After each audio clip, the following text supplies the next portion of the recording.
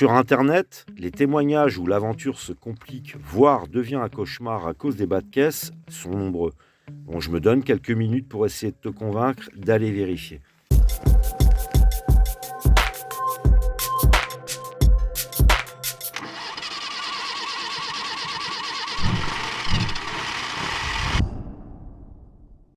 Ici, je ne vais pas partir sur une restauration complète du véhicule, mais un simple rafraîchissement. En démontant le réservoir, je vais trouver un cas concret sur lequel on pourrait développer. Caché même aux yeux d'un contrôleur technique, ici on a un endroit où il y a plusieurs points sensibles.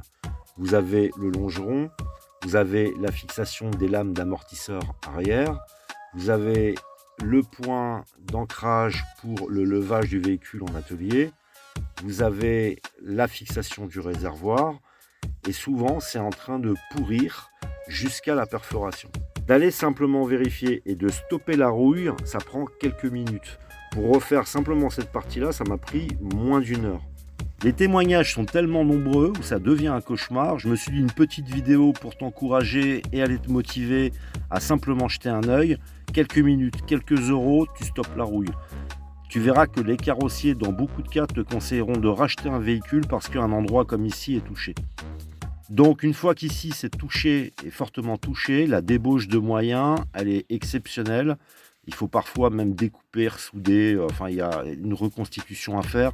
C'est des travaux qui sont énormes.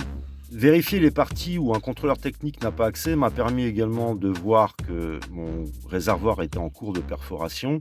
Et ça m'a permis aussi de découvrir que mes durites étaient dans un état catastrophique au niveau de la jonction. Faire cette vérification entre deux contrôles techniques, ça m'a permis également de trouver quelques problèmes comme la fixation de l'échappement qui était en train d'être cisaillée par la carrosserie. Pour finir, si comme moi tu aimes bien être en dehors des sentiers battus, un peu dans la nature, c'est là que le taux d'humidité est le plus important. Et à la côte, en général, les carrosseries elles souffrent beaucoup plus en bord de mer qu'ailleurs.